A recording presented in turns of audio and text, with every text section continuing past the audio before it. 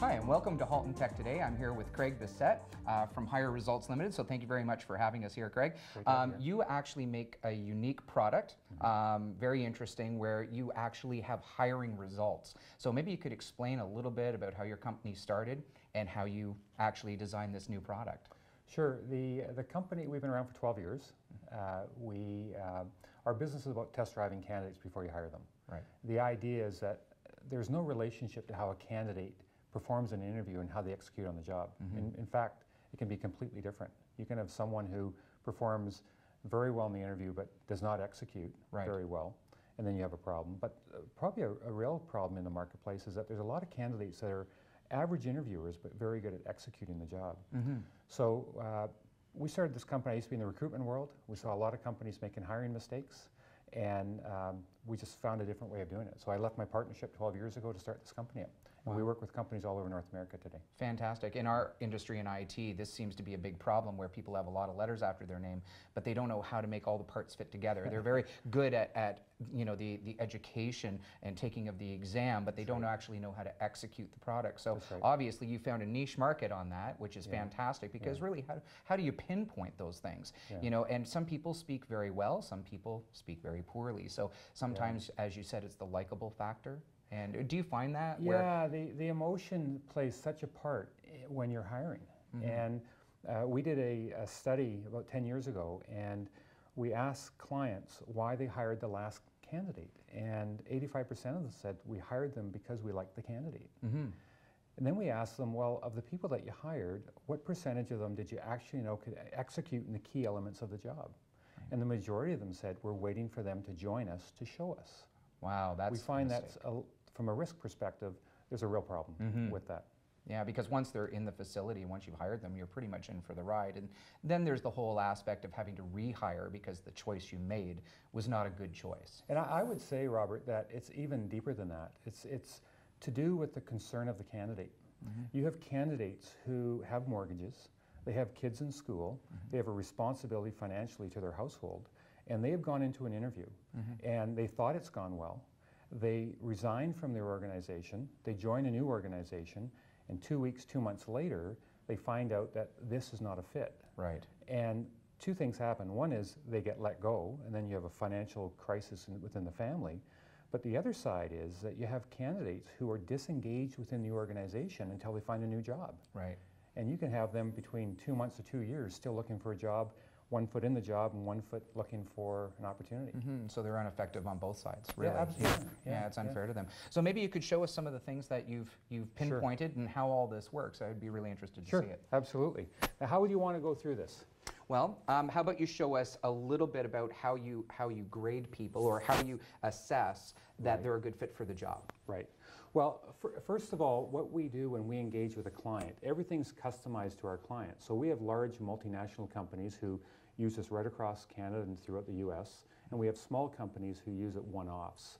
But everything's customized. So the client will define with us the top 4 or 5 activities of a job. Right. We will then customize those activities into what we call hiring simulations.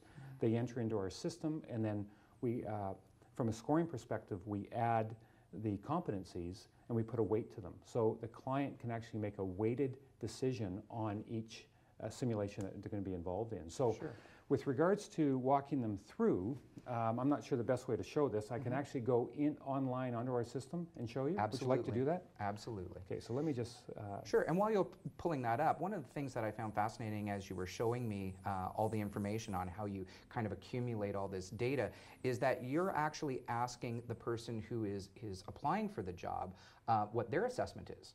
Almost like what their expectations are and how they grade themselves. I found that very interesting. It's interesting that so often the interview is one-sided. As the company, you have the ability to ask me a lot of questions, I'm answering the questions, but I really don't know what the role is really about until I join you. With our hiring simulation process, what we allow the candidate to do is engage in the opportunities, and then they can make a decision.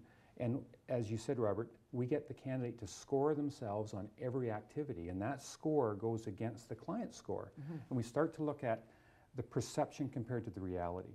The perception being, how do I as a candidate see myself? compared to the reality of how does the team see me. And we want to see how that lines up. Is there a big gap, or are they closely aligned? And if the gap's too high and the candidate sees themselves too highly, we tell our clients, you're probably going to have a training gap issue there. They're going to think they know everything, and it's going to be a difficult time from a training perspective. Sure. So you're looking for that gap. Yeah, fantastic. So our system's online. It's in the cloud. Our clients, from an installation perspective, can be online immediately. A training, a large client, we can have them up and running within a week, have them fully engaged. And from a support perspective, we probably talk to some of our clients anywhere between 2 to 3 times a month, because it really is designed for the client, the ease of use for the client. Sure. So our system, every client has a login, and I'll just log in. This is going to log into the development site here. Sure. So we don't disrupt anything that's going on. And something I really like about your product, a lot of people are really into analytics, whether it be in social media or whether it be on your particular product. At the end of the day, it's an analytic. And something that you and I were looking at was a real gap in one of the stages that your client was at, and that could help me as a business owner. I'm looking at it from the business perspective of being able to pinpoint what I have to invest in. If my expectations are high, but everything is showing this is a real problem, then obviously as a company, I'm not doing my job in making sure these people are trained properly. And that's an analytic. Yeah, absolutely. And 2 points. One to do with when you're hiring, and the other is to do with your existing team. Our system allows you to look at not only when you're bringing net new hires onto the organization or moving people internally, but also a lot of our clients are using our system for gap analysis of their existing team. Right. So that we can define when and what we should be training for. Because that's a real issue within organizations today, is we have a limited training budget, and where do we train? Right. So our system, specifically in the sales area, it'll show where the gap is, and it'll actually tell us who are the individuals who are performing well those activities, and who are the individuals who are falling down. And we can actually help our clients use the individuals who are performing well to train the individuals who are struggling. Right. We don't often think about that. Peer association is quite often helpful. It's not that someone's better at their job. They just have that particular knowledge in a particular silo of the job. And your point about the gaps when you're hiring someone, especially a small team. If you think of a large organization with a large sales team, if they make 1 or 2 or 3 bad hires, they can hide that mistake. You make a bad hire in an organization where you have 2, 3, 4, 5 salespeople, it's significant. It can impact your bottom line, impact your cash flow significantly. So your return on investment from a small organization perspective is significant. Right, fantastic. Right. Well, maybe just walk us through a few of the steps here. Our clients typically, when they log into the system, obviously everyone has their own user ID, and the training manual is built into the system. But what we'll do is we will just, from a company perspective, we're into demo right now, so we're in the demo site. Sure. And just give you an idea, we designed the system, especially if it's a smaller organization, to enter candidates real simple. So this may seem real basic to you, but a lot of our clients just don't have the time to pull a lot of data in. So we can actually enter a candidate real simple into the organization, into the system. But you'll notice here that the type, we have 3 types of users within the system. One is the candidate, the other is the client, and the other is the facilitator. Right. And we can have multiple candidates, multiple clients, and multiple facilitators in the system. Okay. Okay. So I'll just backtrack here, but really get into the meat of the system. And again, we're into the demo mode, and we'll just wait for this to pull up. And here's an example of, you'll see here in the simulation here that we have multiple simulations. Right. Now, we call those simulations, but you notice the steps over here, the 7 steps or 6 steps. So those are the activities that we're going to have the candidate go through. So some of our clients will say, we only want to see a candidate in 2 or 3 activities. Okay. We have other clients who say, we want to see them in 7 activities. And an activity could be a candidate leaving a voicemail, sending an email, and those sound very basic. Right. But I think you and I were talking earlier that a lot of our clients are so busy, after they hire someone, they really don't monitor those individuals that well. Right. So they may not really understand the way they are leaving voicemails and sending emails to prospects or to clients until 3, 6, 12 months after they've joined you. Our system actually moves everything forward, and you're going to start to see how they leave voicemails and emails before they join you.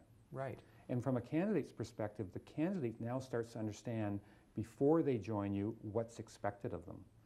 I think a real interesting study would be is to go into in front of an organization and grab individuals who are coming for their first day on the job, stop them before they enter and say, tell us what are the top 4 or 5 activities that you have to do in this job to be successful. Right, right. It'd be very interesting. I think most of them would say, I'm waiting for them to tell me. Exactly. With our system, they're actually doing those activities before they join them. So on day 1, they know. And you could almost give this type of analytic to a company so that their training is proper, because we've done one on the show before, game-based training. Right. But that's to increase their skills on things that they were weak on, and they could walk through those simulators. So you're kind of giving them that pre-hiring data. Yes. Or they're already a hire, they're already in your system, Yes. but they're very weak on something. How do you gauge that? And your system would help them gauge that, even if it's an internal issue. Absolutely. And then say, here's the key points. We really need to help our salespeople understand our product better. Or we have to help our salespeople get back to the clients in a more productive manner. Well, Robert, I'll tell you what's really interesting. If you put a weight onto different activities in the sales process,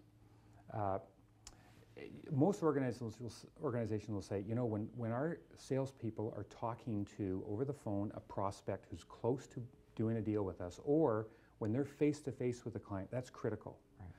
But if you were to ask most of those organizations, have you seen them recently doing those activities? Most of them say no. So to your point, when we do internal sales assessments with our simulations, you can almost see the sales manager and the vice president of sales falling off their chair. Because if they have 10 salespeople, they may have 10 completely different presentations going on for the exact same part of the activity. Right. So it really opens up their eyes to where is our problem and where do we need to spend some time.